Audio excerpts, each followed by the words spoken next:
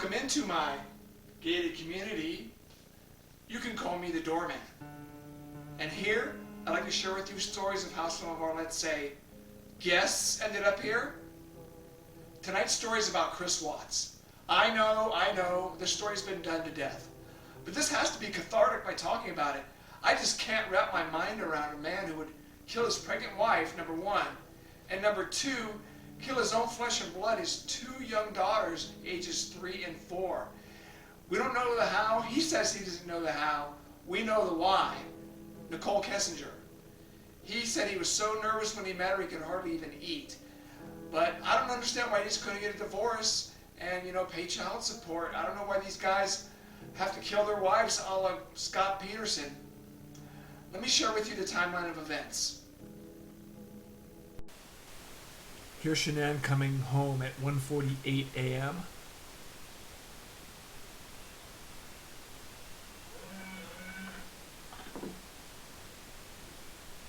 Friend Nicole Atkinson drops her off, and she's waiting for her to go in. Good friend. What a good friend.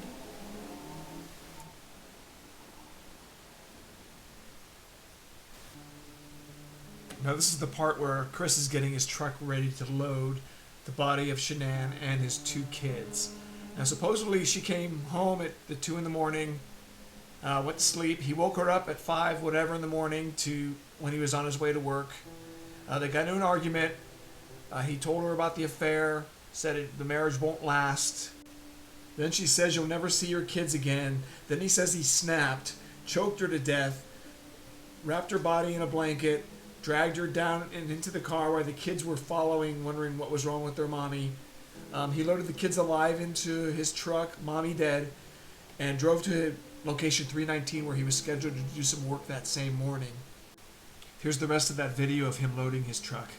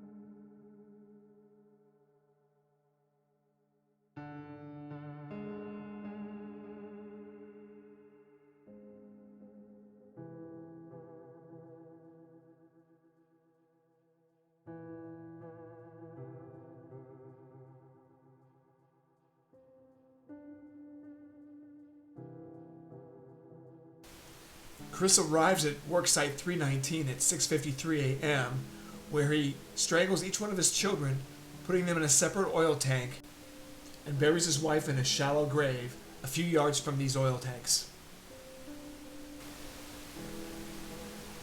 How you guys doing? What's that? Yeah. How you been? Hi. You Nicole? Yes. Okay. What's going on? So my friend, we were out of town for a business trip this weekend, All right. and I dropped her off at 2 o'clock this morning. She's 15 weeks pregnant. She wasn't feeling well, and she had a doctor's appointment this morning at 9, and I told her to let me know if she needed to take her. She's got 2 little girls, and she was very distraught over the weekend, wasn't eating normally or drinking, and we kept trying to force it on her because she's pregnant. Mm-hmm. Her husband and her supposedly are separating, but she didn't know this. She thought they were just having issues. He just told that to me today. Okay. So I called him and I was like, have you talked to her, heard from Shan'ann when she left for work this morning? Because I can't get a hold of her. I called, I texted. Her car's in the garage. Her shoes she wears every single day right in front door. She only has one vehicle? No, they only have the one vehicle in her truck. Okay. That's what I'm asking. There's The not girl went on the play date, but they're 4 and 2. They're not a full. Why would she be in a car? They're both in car seats.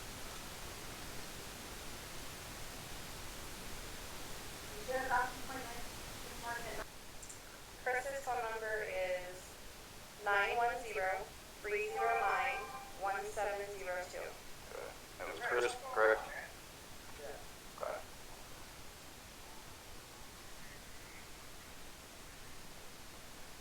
Hey Chris, I'm Scott Peterson for the police department. Pretty good. So, do you have any idea where your wife is?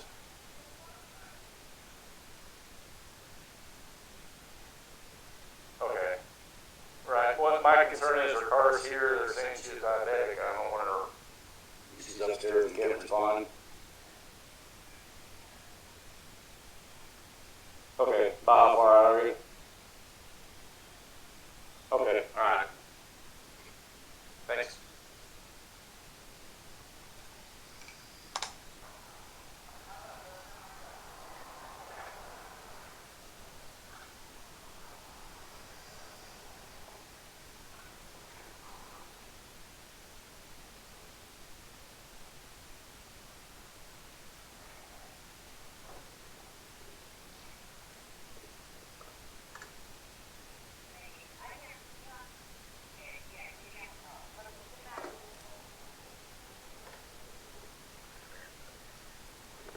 Scott, so this is the only vehicle she would have? She would drive? Okay.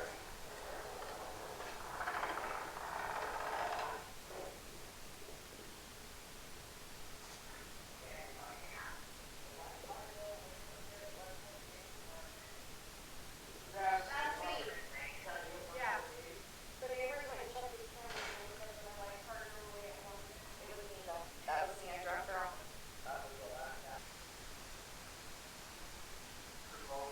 Her phone's here? Her phone's here. Does she work? Yeah, she works from home. Oh, from home. She works this is the wife line.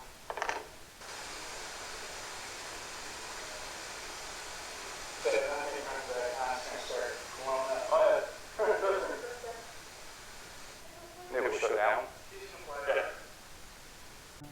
In the strangest of strange recordings, look at this weird fetus dissolving in oil.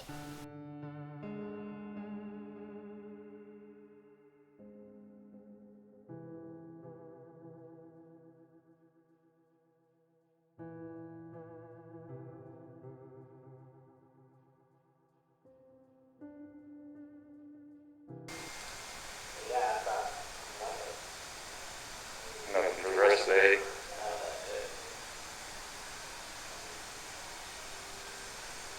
She's pregnant as well.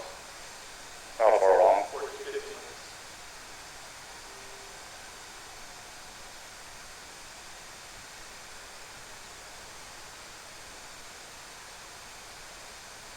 So as soon as it picks up motion, then like patio. I'll let you. That was the start of the video.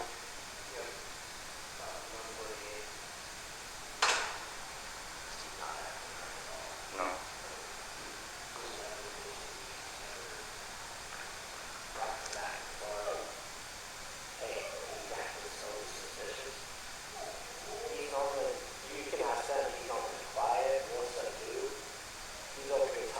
Telling me 3 times when he said, yeah,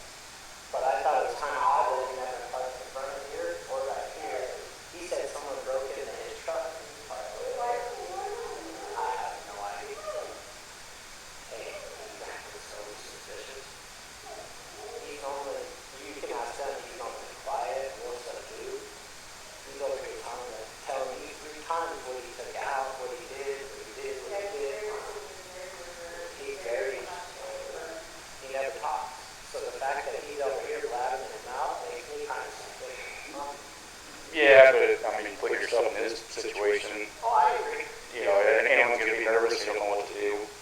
No, I agree, but I'm just saying the way he told you 3 times what he brought with him, why is he telling you exactly what he brought with him instead of saying, oh, they didn't see anybody out here, they didn't see anybody doing anything? You know what I'm saying? Mhm. Why is he so worried about you knowing what he's carrying out? That's all I'm saying. The detective's talking about. What's that? The detective's talking about. He's talking to her now? Okay.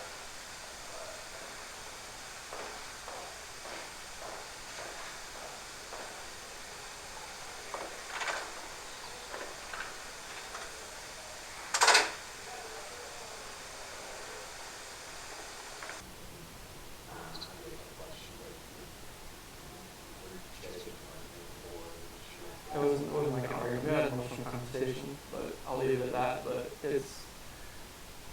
I just want them back. I just want them to come back. And if they're not safe right now, that's what's tearing me apart. Because if they are safe, they're coming back.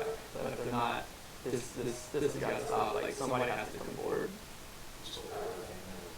Yeah, they've been in constant contact, like, every hour. I mean, everybody back in North Carolina and the East Coast. I mean, from Maine to Florida. And it's like, if they need to get on a flight, just let them know. Because, I mean, they didn't get killed all this right now because they're on the opposite side of the country. I mean, Colorado is, I mean, you can't just drive around and look. I mean, it's just like, you wouldn't really know what you're looking for. That's what the cops are going to tell that. That first day, I was like, I want to get out and drive around.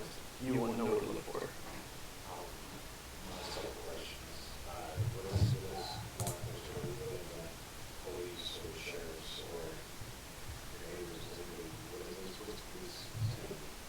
Right now, this is what they're doing right now is with the canine sense. I think this is the biggest thing. This is the biggest thing they've done so far because yesterday they did every police department did all the searching of the house and tried to gather that information they could. And with the detectives, officers, and sergeants, and today it's, I mean, obviously with all the activity that's around, there's a lot going on around here, and I really hope that all of this can lead to something positive. No, like we've the police department went door to door asking, like, cameras and everything, just like nothing.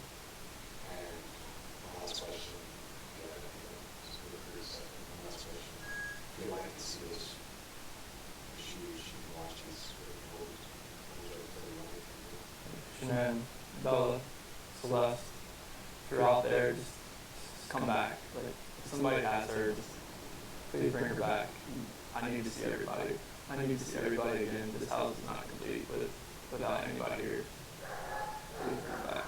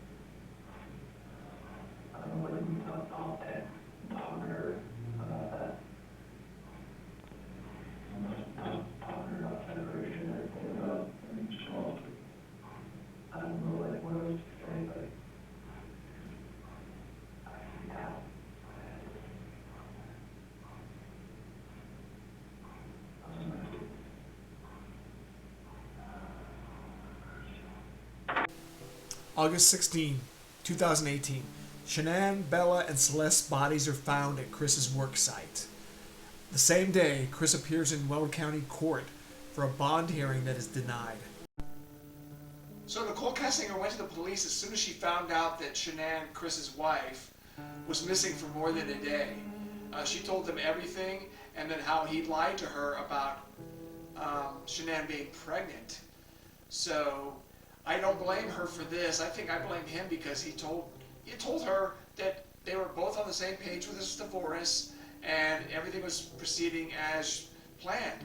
So you can't really blame her for searching for wedding dresses or having the thought that they were going to be together in the future. That's what he was telling her. Here's a bit of her interview with the police, some of the pertinent parts of it. I don't know if it was the 14th or the 15th, one of those 2 days, but we had went out and we stopped there just real quick on the way back. And we were there not very long, but at that time I saw a picture of his wife and one of his kids. And I remember thinking to myself, like, wow, she's so beautiful. And I took a step back and I was just like, this man has a gorgeous house.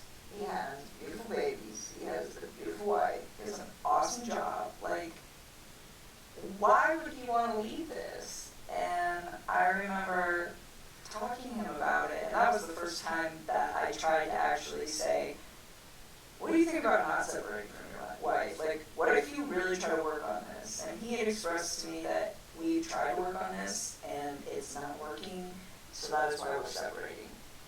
And I spent some time, like, just, you know, kind of, because it almost made me feel bad, where I was, like, to the point where I'm engaging in a relationship with a man who, the way he described it, is in a contractual agreement, but was not in, like, an emotional relationship with somebody. And for me, the way I would have preferred to do this is to wait until that contractual agreement was also done, and he was done. And he could have approached me and said, I'm just had a divorce, you know, maybe we could take this slow, what do you think? But instead it was, oh, we're separated, and we're working on a divorce. And that is the part that I feel bad about, because I should have waited on that, and I didn't. And, you know, I was just like, well, they're already there, so, you know, but then being in that house, it was just like, why? Fix this. Find a way to fix this, make it work, you know? And I was like trying to push him to do it, and he seemed pretty reluctant to do it. He didn't want to.